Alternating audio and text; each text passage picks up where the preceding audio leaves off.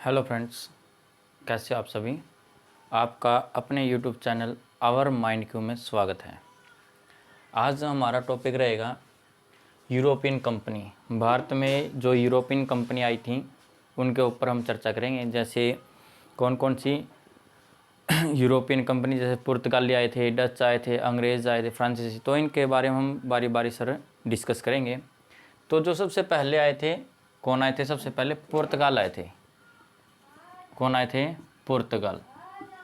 और ये जितने भी थे, पुर्तगाल है, फ्रांसीसी है, या फिर डच है, या फिर अंग्रेज है, इनका मेन ऑब्जेक्टिव क्या था? मतलब ये किस उद्देश्य से आए थे? इनका उद्देश्य एक ही था, क्या? व्यापार। ठीक है भाई, भारत में व्यापार करना, क्योंकि भारत को स्टार्टिंग से ही, शुरू से ही क्या कहा जाता है? सोने की चिड़िया। और भारत में सोने की चिड़िया इसलिए कहा जाता है क्योंकि यहाँ की जो पैदावार वगैरह है और जो कहीं यहाँ के जो उद्योग भंडार है वो बहुत क्या थे? अच्छे होते थे उस टाइम।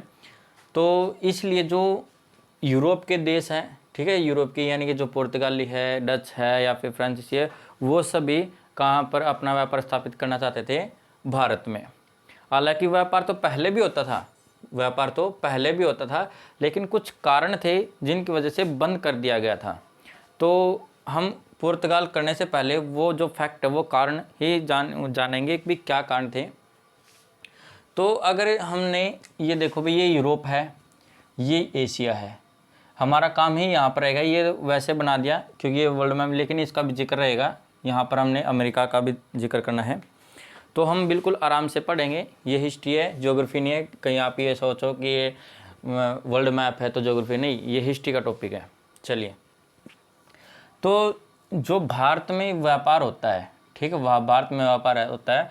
अगर हम उसके मार्ग की बात करें, एक स्थल मार्ग, ठीक है, यानी कि हमने अगर जो माल पहुंचाना है दूसरे देशों में, यानी कि यहाँ पर यूरोप के देशों में, तो वो माल कैसे पहुंचा जा सकता है? अगर हम स्थल मार्ग की बात करें, ठीक है, यानी कि सड़क जो होगी, तो अगर हम भारत से जाएंगे तो पहले कहाँ पर जाएंगे? हमने यहाँ पर आना है तो कहाँ पर जाएंगे? पाकिस्तान।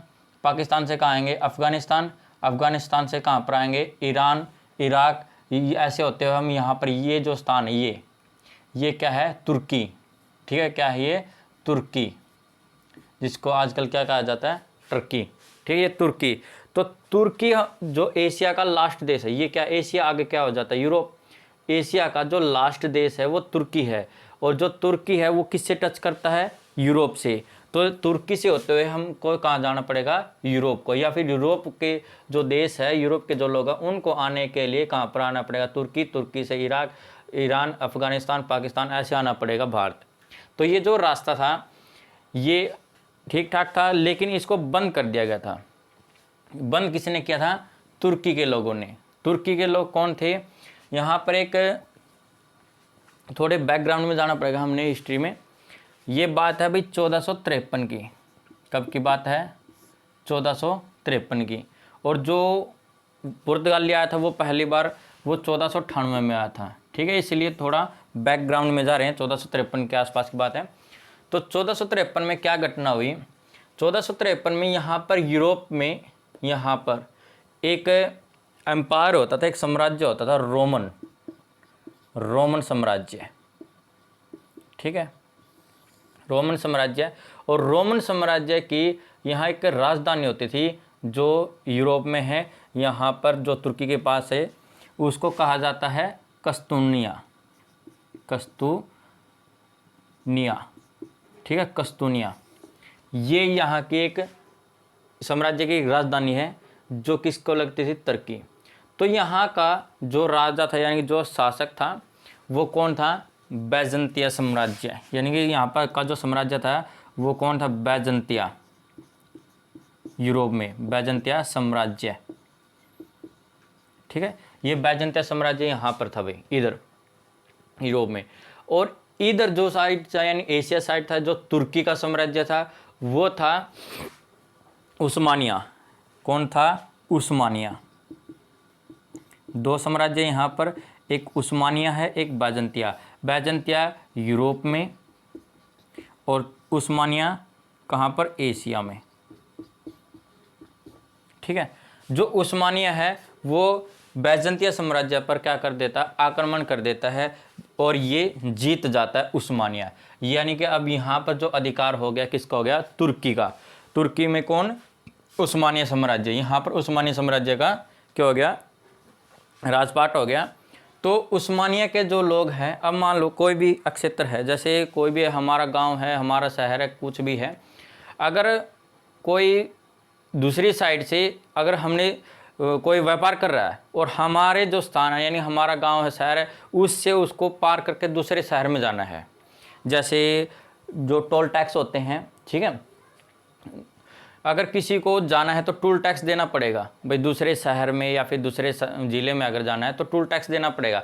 वही काम यहाँ पर उस्मानिया करने लगेगा कि अगर एशिया यानी कि यहाँ पर भारत के जो लोग हैं या भारत के व्यापारी या फिर व्यापार जो यूरोप के व्यापारी भारत में जाएंगे तो उनको टैक्स देना पड़ेगा, और वो टैक्स अपनी मनमानी का क्या कर रहा था, वसूल कर रहा था, जिसकी वजह से यूरोप वाले और जो भारत वाले व्यापारी है वो असंतुष्ट हो गए, भाई ये तो अपनी मनमानी कर रहा है। तो इसी वजह से जो यूरोप के लोग हैं उन्होंने दूसरा राजमार्ग ढूंढा, भाई हम यहाँ पर दूसरा राजमार्ग ढूंढे।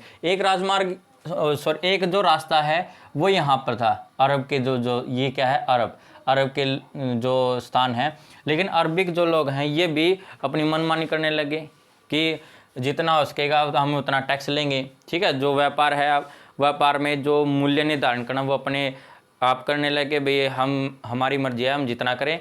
तो भाई अभी चल रही थी इनकी, क्योंकि इनके रास्ते से उनको जाना था।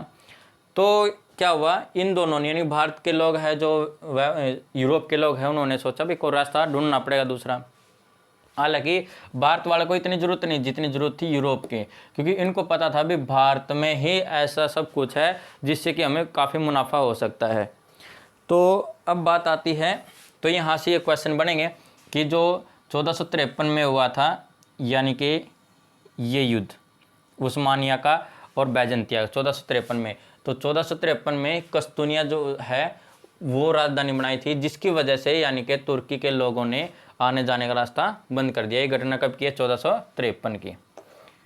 चलिए अब बात करते हैं हम, जो हमारा इम्पोर्टेंट टॉपिक है पुर्तगाली, यानी जो पुर्तगाल से आए थे। अब यहाँ पर पुर्तगाल है, ठीक है, ये क्या है, पुर्तगाल। यहाँ पर ऊपर स्पेन है। तो यहाँ के जो लोग हैं ये यूरोप के, चाहे वो स्पेन के हैं, पुर्तगाल के हैं या फिर इंग्लैंड के हैं, कोई भी है, फ्रांसीसी, वो सभी क्या सोच रहे थे भी हम अपना व्यापार बढ़ाएं, और वो व्यापार कहाँ पर बढ़ाना चाहते थे, सभी भारत में। तो सन 1487 में, ठीक है, सन 1487 में एक पहला व्यापारी निकला था, ठीक है, सन 1487 में पहला व्यापारी निकला था। और यहाँ पर इस टाइम जो यहाँ का प्रिंस था पुर्तगाल का, वो कौन था, प्रिंस हेनरी। यहाँ पर मैंने कुछ नाम लिख रखे हैं, यहाँ पर इन्हीं पर क्वेश्चन बनेंगे और इनके बारे में हम डिस्कस करेंगे, भाई इनका जो रोल है, यानी कि जो पुर्तगाली कंपनी का आगमन है उसमें इनका क्या रोल है, इन पर क्या क्या क्वेश्चन बनेंगे, ठीक है। तो इनको बारी बारी हम डिस्कस करेंगे। तो पहला नाम है प्रिंस हेनरी, जो मैंने अभी लिखा, प्रिंस हेनरी 1487 में यहाँ का जो शासक था, यहाँ का राजा था। तो उसने एक बंदे को भेजा, ये इसको क्या नाम दिया गया दूसरा, यहाँ पर लिखा द नेविगेटर। क्या कहा जाता है इसको, द नेविगेटर। क्यों कहा जाता है, क्योंकि ये समुद्री रास्तों में उनको ढूंढने में, उनकी खोज करवाने में रुचि रखता था, इसलिए इसको द नेविगेटर नाम दे दिया गया। तो इसने एक व्यक्ति को क्या किया, सेलेक्ट किया, चुना कि आप कहाँ जाओगे, भारत में जाओगे, यानी कि रास्ता ढूंढोगे, क्योंकि यहाँ का तो रास्ता बंद कर दिया, अब उसने समुद्री रास्ते से यहाँ से ढूंढना था। और यहाँ पर जो समुद्र है, जो महासागर है, यहाँ पर कौन सा है,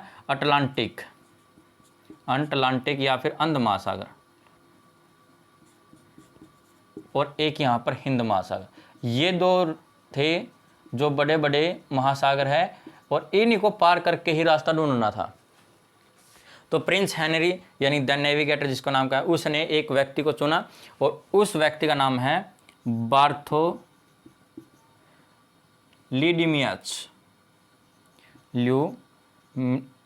मीडियाज, कुछ ऐसा ही नाम है। इस व्यक्ति को सिलेक्ट किया, भाई आप जाओ। ये कब की बात है? 1487 की। तो ये निकल पड़ा यहाँ से, यानी यहाँ से भी चल पड़ा, और यहाँ से चला वो अटलांटिक महासागर से होते हुए, यानी कि इस रास्ते से हुए वो बिल्कुल अफ्रीका, ये क्या है? अफ्रीका। अफ्रीका के रास्ते के सहारे यहाँ चल पड़ा भाई जहाज़ लेके, क्योंकि जहाज़ों के साथ ही आएंगे। तो यहाँ से आते हुए वो बिल्कुल अफ्रीका के नीचे एक स्थान है, केप, इसका नाम है cape of good. Cape of good, ये एक नाम दिया गया। यहाँ पर जो जहाज़ वगैरह है इनको रोका जा सकता है, ठीक है, यहाँ पर। तो यहाँ से वो वापस चला जाता है, यानी कि आगे भारत की तरफ नहीं बढ़ता, यहाँ पर नहीं आता है, तो यहाँ से ही वापस चला जाता है। यानी जो पहला यात्री है बार्थोलोम्यूडियाज, ये आता है, ठीक है, और ये अफ्रीका के नीचे एक स्थान है केप ऑफ गुड, यहाँ से वापस चला जाता है, ठीक है, इसको सफलता नहीं मिलती, ये वापस ही चला जाता है। फिर बात आती है 1492 में, 1492 की बात आती है। आपने नाम सुना होगा कोलंबस, ठीक है, क्या नाम सुना है? कोलंबस।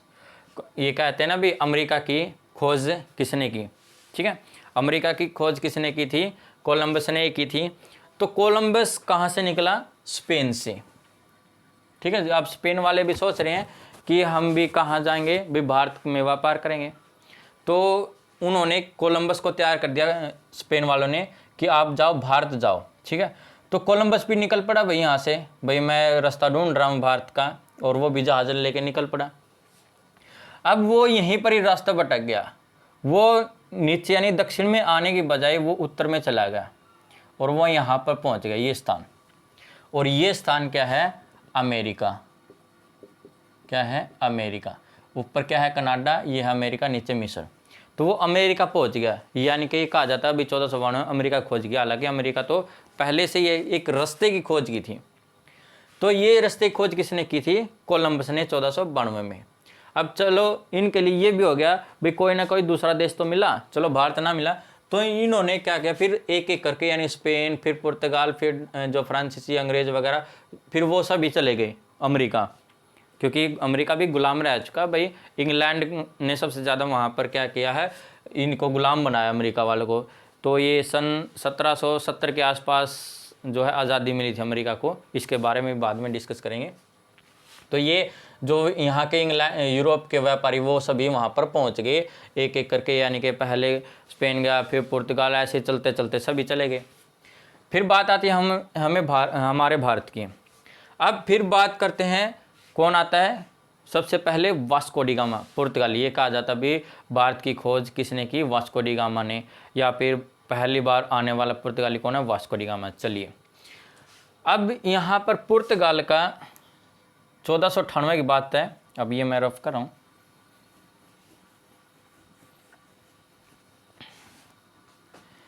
$1498, ठीक है। अब यहाँ का जो प्रिंस था, क्योंकि यहाँ के प्रिंस होते थे, प्रिंस, और यहाँ का प्रिंस और राजा कुछ भी कह सको, तो उसका नाम था एमेनुएल प्रथम। कौन था? एमेनुएल प्रथम, ये रहा एमेनुएल प्रथम, यहाँ का अब शासक है। अब उसने किसको तैयार किया? वास्को डी गामा को, कि आप जाओ और भारत का पता लगाओ भी रास्ता कहाँ कहाँ को है, हमने व्यापार करना है, ठीक है। तो वास्को डी गामा जो है अपने 3 जहाज लेके निकल पड़ता है, ठीक है, 3 जहाज़ों को लेके निकल पड़ता है, यानी कि उसके साथ और भी सैनिक वगैरह थे, हालांकि वो अकेला नहीं चला रहा था, 3 जहाज़ हैं, तो यानी कि वो उनका प्रमुख था। तो 3 जहाज़ों को लेके पुर्तगाल से वो निकल पड़ता है, और वो भी बिल्कुल अफ्रीका के सहारे, यानी कि इसके साथ साथ चलता है, और वो आगे चला जाता है यहाँ पर, ठीक है। अब वो यहाँ से आके भी रास्ता भूल गया अफ्रीका में, अफ्रीका के पास यहाँ से, यहाँ केन्या देश पड़ता है, केन्या के पास आके वो रास्ता भूल जाता है कि अब हमको भाई ऊपर जाना है या इधर जाना है, किधर जाना है, क्योंकि अब ये समुद्र छोटा तो है ही नहीं भाई ऐसे ही रास्ता दिख जाए, काफ़ी बड़ा है, तो कैसे पता चलाए। तो एक भारत का व्यापारी है, भारत का व्यापारी, ठीक है, जिसका नाम है अब्दुल मनिक गुजराती। पूरा नाम है इसका अब्दुल मनिक गुजराती।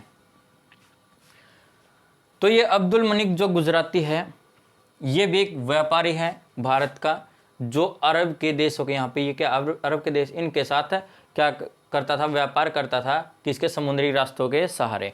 उसको यहाँ का हिंद महासागर पूरा ज्ञान था, भाई किधर जाना है, कैसे जाना है, कौन से देश में किस रास्ते से जाना है। तो वो भी यहाँ पर अपना जो समुद्री जहाज लेके आ रहा था, तो उसको यहाँ पर मिल गया कौन, अब्दुल मनिक। किसको, वास्को डी गामा को। वास्को डी गामा को कौन मिल गया, अब्दुल मनिक। तो अब्दुल मनिक ने उसको रास्ता दिखा, कि वास्को डी गामा बोला भाई मेरे को तो भारत जाना है, कि मैं रास्ता भूल गया, मेरे को व्यापार करना है, ऐसे ऐसे मैं भूल गया। तो अब्दुल मनिक कहता है कोई ना भाई, मैं भी एक व्यापारी हूँ, आप भी व्यापारी हो, चलो मैं आपको रास्ता दिखा देता हूँ, मैं भारत का ही हूँ। तो वास्को डी गामा को लेके चला जाता है यहाँ पर केरल, और केरल में जो मेन स्थान है, क्वेश्चन में आता है भी कहाँ पर, वो आता है कालीकट। ठीक है, कहाँ पर आता है, कालीकट लेके। अगर तट की बात करें तो इधर है मालाबार तट और इधर है कोरोमंडल तट। ठीक है, तमिलनाडु में क्या पड़ता है, कोरोमंडल तट, और केरल में पड़ता है मालाबार तट, यानी वो मालाबार तट पर आता है, कालीकट जगह पर आता है। तो यहाँ पर वास्को डी गामा भारत पहुँच गया भाई, यानी कब पहुँचा, 1498 में पहुँच गया। अब यहाँ पर उसने जो व्यापार किया है वो किया मसालों का। किन का किया है, मसालों का। यहाँ पर व्यापार किया, ठीक है, कुछ दिन रहा तो वो मसाले वगैरह बनाए, फिर वो वापस चला गया। ठीक है, वापस चला गया कहाँ पर, यूरोप में जाकर उसने जो मसाले बेचे हैं उनसे उसको काफ़ी मुनाफा, काफ़ी लाभ हुआ। और ये कहा जाता है कि जो लाभ है वो 60 गुना हुआ, कम नहीं होता, 60 गुना। ठीक है, यानी कि उसने मान के चलो भाई, उसने 1 लाख रुपए लगा दिए यहाँ पर, जो खेती बाड़ी के मसाले उगाए वगैरह 1 लाख लगा दिए। अब वो सारा मुनाफा, यानी कि उसने वो 60 लाख में बेचे वहाँ पर जाके, तो देखो कितना मुनाफा हुआ। तो इसका बात, यानी इस चीज़ का यहाँ पर इनको पता चल गया भाई भारत में तो काफ़ी कुछ है।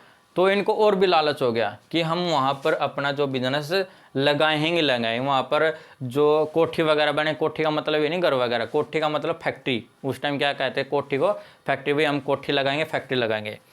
तो अब बात आती है, ये मैं रफ कर रहा हूँ, आप नोट वगैरह साथ के साथ में बना लियो, वीडियो को पीछे बैक करके। अब बात आती है, एक व्यक्ति है जमोरिन।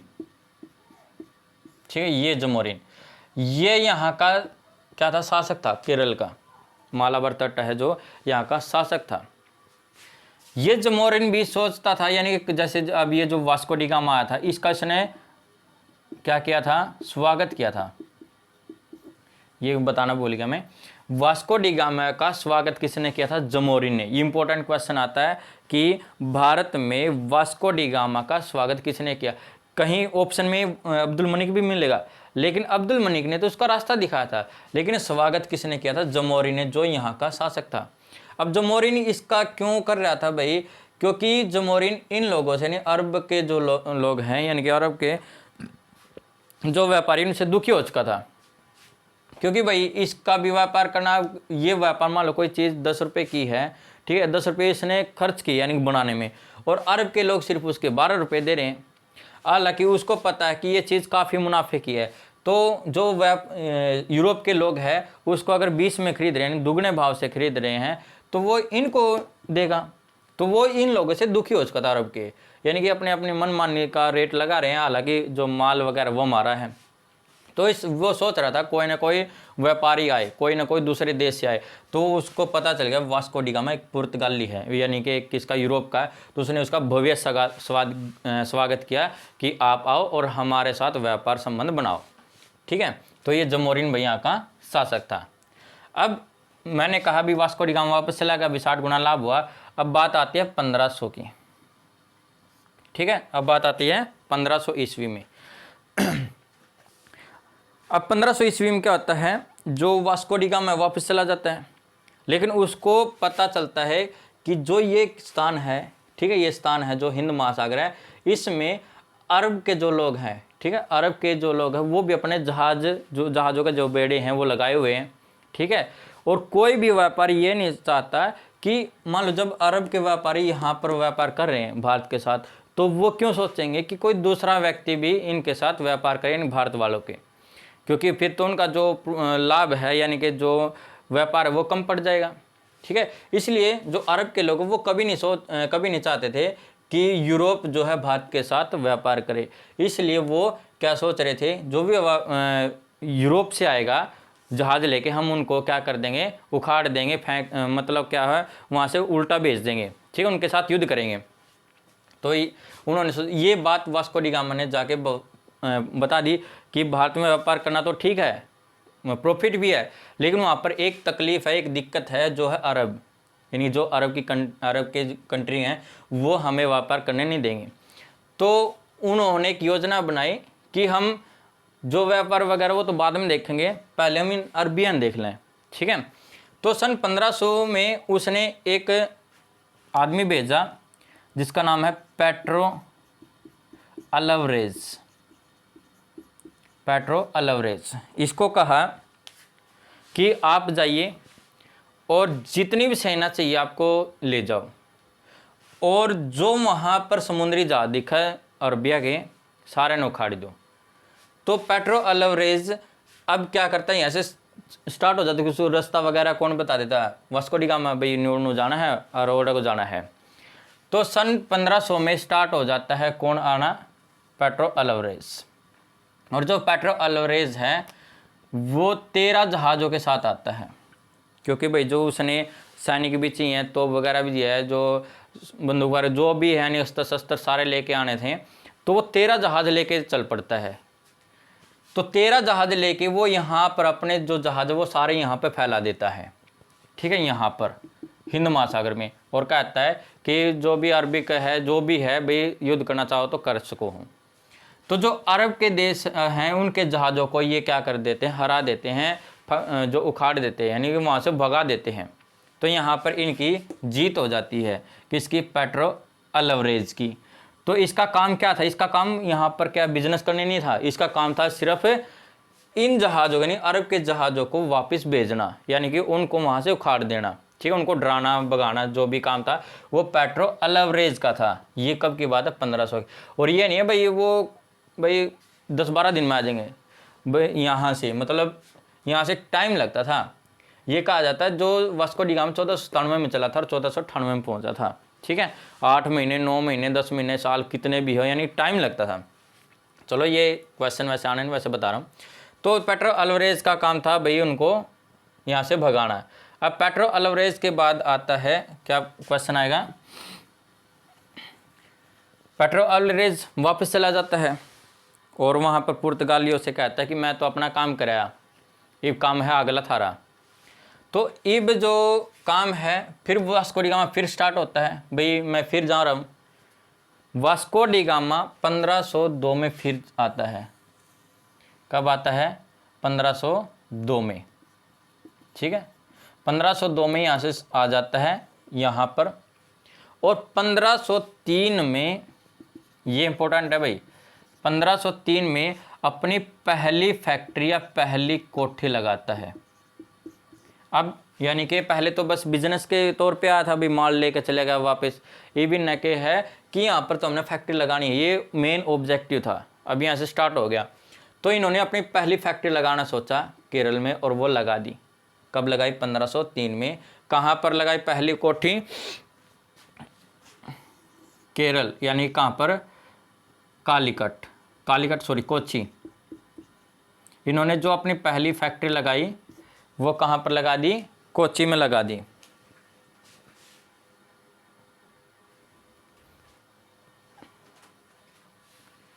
अब आगे आता है, अब यहाँ पर उन्होंने फैक्ट्री लगा दी, लेकिन जो अरब के लोग हैं अब वो क्या चुप बैठेंगे, क्योंकि उनको पता चल गया भी हमारे जहाज वगैरह भी इन्होंने क्या कर दिया, वापस भेज दिए, और व्यापार भी इनके बढ़िया चल पड़े, तो वो भी कहीं ना कहीं तो दिक्कतें होंगी।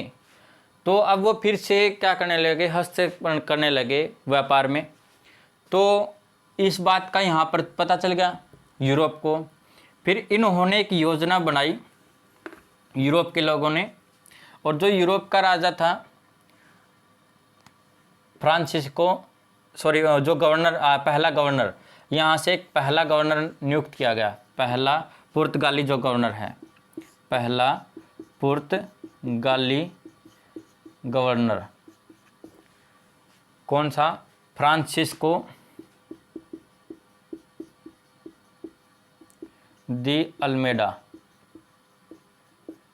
ठीक है, फ्रांसिस्को दी अल्मेडा। इसने क्या किया, ये कौन था? पहला गवर्नर था। इसने एक नीति अपनाई जिसे क्या कहा जाता है? ब्लू वाटर नीति, या पॉलिसी कह दियो, पॉलिसी यानी कि हिंदी में नीति। इसने एक पॉलिसी चलाई, ब्लू वाटर पॉलिसी। ठीक है, नीला पानी की नीति। इसमें क्या है कि ये जो पानी है यहाँ पर, ये जितना भी पानी है महासागर का, हिंद महासागर का, यहाँ पर नीति चलाई। और इस नीति में क्या था कि हमें, क्योंकि अब क्या अरब के जो देश है वो क्या करने लगे? हस्तक्षेप करने लगे। इनके ऊपर ही ब्लू वाटर पॉलिसी चलाई थी कि अब थोड़े समय के लिए हमने व्यापार बंद करना है, हमने जो सारा ध्यान है, जो अपना जितना भी काम है वो सारा काम पर केंद्र करना है इस पानी में, इस यहाँ पर। क्योंकि ये जो जगह है ये अगर हमारे लिए सही रहेगी, यानी कि अगर हम इसको साफ सही रखेंगे, यानी कि जो दूसरे देश के जो जहाज वगैरह है वहाँ के जो व्यापारी उनको हटा देंगे तो हमारे लिए और भी अच्छा होगा। तो उन्होंने जो अपना सारा पैसा, सारा कुछ जो भी काम है वो सब यहाँ पर लगा दिया। हमने पहले इस जगह को चाहिए, ठीक है, हमने पहला रास्ता जो है क्लियर चाहिए, तो वही नीति है। यानी कि पहले उन्होंने इस जगह को अपने अंडर में लिया, अपने अधीन में लिया। ठीक है, तो अब जो व्यापार है आगे चलते रहे। तो अब हमारा जो अगला पार्ट रहेगा वो हमारा क्या रहेगा? ये पुर्तगाल है, फिर हम अंग्रेज कर लेंगे, और उससे पहले हम डच का करेंगे भी, डच ने कौन सी कंपनी लगाई, और फिर हम अंग्रेज कर लेंगे। ऐसे करते करते हम जितनी यूरोपियन कंपनी है उनको सभी को डिस्कस करेंगे। तो आज के लिए है इतना ही है भाई।